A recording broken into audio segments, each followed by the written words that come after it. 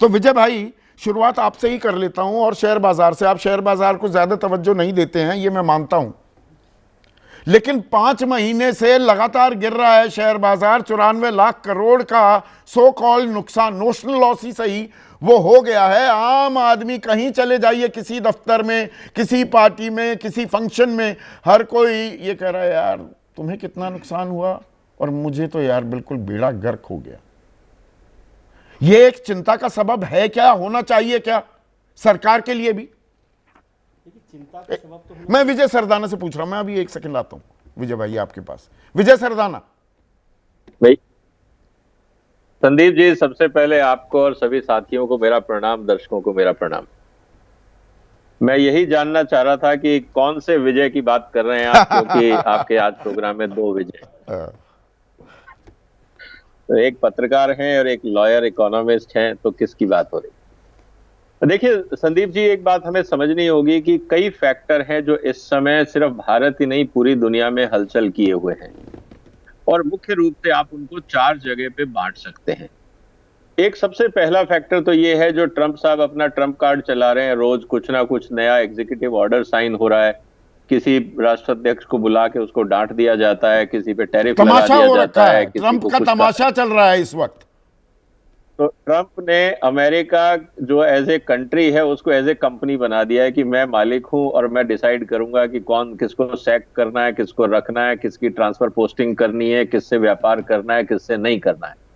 वहां पे इस समय एक इंपॉर्टेंट चीज जो ट्रंप साहब ने कही है कि भाई डिप्लोमेसी और ये जो आप लोग चिकनी चुपड़ी बातें करते हैं ना, मुझे उससे कोई मतलब नहीं है, धंधे की बात करो।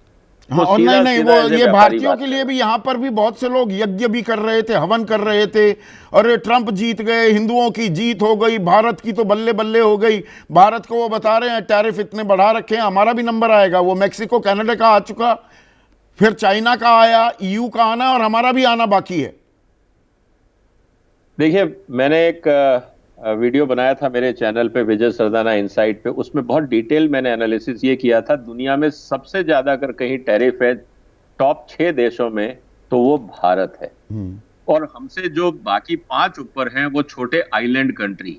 तो अगर बड़ी इकोनॉमी में हम देखें तो हमारा एवरेज 39% एग्री प्रोडक्ट्स के ऊपर, अगर आप ट्रंप साहब का एग्जीक्यूटिव ऑर्डर देखते हैं, उसमें साफ उन्होंने लिखा है कि भारत ने एग्रीकल्चर पे on an average 39% agro products पे टैरिफ लगा रखा है। तो हमें वो टैरिफ किंग बोलते हैं। और कल का अगर आपने उनका वार्तालाप सुना हो जो प्रेस कॉन्फ्रेंस में उन्होंने एक बड़ी अच्छी बात कही कि देखो, कुछ लाइफ में आपके फेवरेट वर्ड होते हैं, जैसे डेमोक्रेसी, वाइफ, लव, फैमिली, ये चीजें होती है जिनसे आप बहुत जुड़े हुए हैं।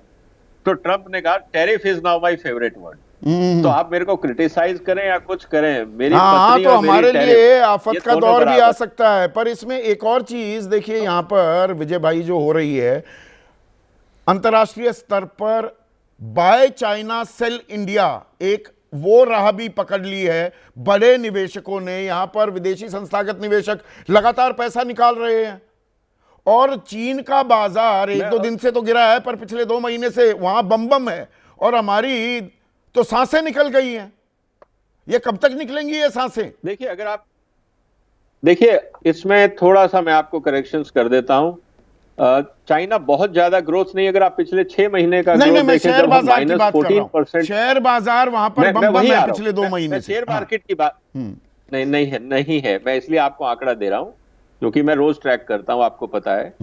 पिछले जब 3-4 महीनों के अंदर जब हम -14% हो गए हैं, तो चाइना का ग्रोथ रेट करीब 0.5% के आसपास है, ज्यादा नहीं है। जो ग्रोथ देखने को मिला है वो मिला है खासकर आपके यूरोपियन मार्केट्स के अंदर, क्योंकि उनको ये लग रहा है कि अब यूक्रेन और रशिया का प्रॉब्लम सॉल्व हो जाएगा तो एनर्जी प्राइसेस नीचे जाएंगे, जो इकोनॉमी सफर कर रही थी वो रिवाइव करेगी। ये एक असेसमेंट है। लेकिन जो सवाल आपका है वो महत्वपूर्ण है। सवाल इसलिए महत्वपूर्ण है कि हम अगर देखें जो ट्रंप साहब ने क्या बोला, उन्होंने ये बोला हर अमेरिकन कंपनी को, और आपको याद होगा आपके प्रोग्राम में मैं कई बार बोल चुका हूं कि आफ्टर ऑल चाइना को अमेरिका का कॉम्पिटिटर किसने बनाया? वो बनाया अमेरिकन कंपनीज ने, वहां इन्वेस्ट करके, उनको टेक्नोलॉजी दे के, वहां अपग्रेड करके। अब हो क्या रहा है? ट्रंप साहब ने ये बोला कि अब आप चाइना से इंपोर्ट नहीं करेंगे, हम टैरिफ लगाएंगे, आप हमारे यहां पे मैन्युफैक्चरिंग करो। उदाहरण ले लीजिए एप्पल का। एप्पल ने कहा हम अगले 4 साल में $500 बिलियन अमेरिका में इन्वेस्ट करेंगे, लेकिन हम चाइना में मैन्युफैक्चरिंग बंद नहीं करेंगे। हम नया इन्वेस्टमेंट R&D पे, इनोवेशन पे चाइना अमेरिका में करेंगे, लेकिन इन्वेस्टमेंट जो चाइना में किया है वो हम बंद नहीं करेंगे। उसके 2 कारण हैं। एक तो ये कि चाइना ने अपने आप को पूरी दुनिया का मैन्युफैक्चरिंग हब बना दिया है। वहां की पॉलिसीज, इंफ्रास्ट्रक्चर, लेबर स्किल, ये दुनिया में कहीं नहीं मिलने वाली उस कॉस्ट पे, पहली बात। नहीं, इसी में एक सवाल में यहाँ पर, एक सेकंड विजय भाई देखिए, मैन्युफैक्चरिंग वो एक ऐसा लगा था ना कोरोना काल में कि चीन का बहिष्कार होगा, दुनिया उससे दूर हो जाएगी, छिटक जाएगी, बहुत सी कंपनियां निकली भी, और भारत को उम्मीद थी कि हमारे पास आएंगे। हमारे पास तो कुछ भी नहीं आया। वियतनाम, इंडोनेशिया, मेक्सिको चले गए लोग। तो हम जो वो मेक इन इंडिया की ताल ठोकते थे, आप कह रहे हैं मैन्युफैक्चरिंग हब चीन ही बना हुआ है। 2015 में जो हमने कहा कि 15% सकल घरेलू उत्पाद में जो मैन्युफैक्चरिंग सेक्टर का योगदान है उसे 25% करेंगे, आज भी 15 से नीचे है। हमारे मेक इन इंडिया का क्या हुआ? हमारा मेक इन इंडिया पे इस पे भी एक मेरा डिटेल्ड वीडियो है with detailed analysis. Sandeep ji, मेरा ये कहना है कि देखिए, मेक इन इंडिया हमने स्लोगन दिया। अब आप ट्रंप साहब की कार्रवाई और मेक इन इंडिया की कार्रवाई को समझिए। ट्रंप साहब ने कहा कि हम मेक इन अमेरिका बनाएंगे, मेक अमेरिका ग्रेट अगेन। उन्होंने कुछ मानदंड इश्यू किए कि ये होना है। साथ में उन्होंने एलन मस्क को काम पे लगा दिया कि देखो कि ये जो मैं कह रहा हूं, ये सारी पॉलिसी रिफॉर्म्स हो रहे हैं या नहीं हो रहे, और मुझे जवाब चाहिए 30 दिन में। वहां पे कमेटीज नहीं बनती हैं। वहां पे हमने क्या किया, हमने सिर्फ घोषणा करी, ग्राउंड पे कुछ नहीं किया। अब भारत में मेक इन इंडिया का स्तर यह है कि 2000 में जो हम आयात कर रहे थे, आज हम उससे डबल आयात कर रहे हैं चाइना से। कहने का मतलब यह है कि भारत में खपत बढ़ी है, लेकिन मैन्युफैक्चरिंग मतलब नहीं बढ़ी। जुबानी उसके जमा 2 खर्च कारण से बात नहीं बनने वाली है। अभी तो हमने एक बड़ा खाका खींचा।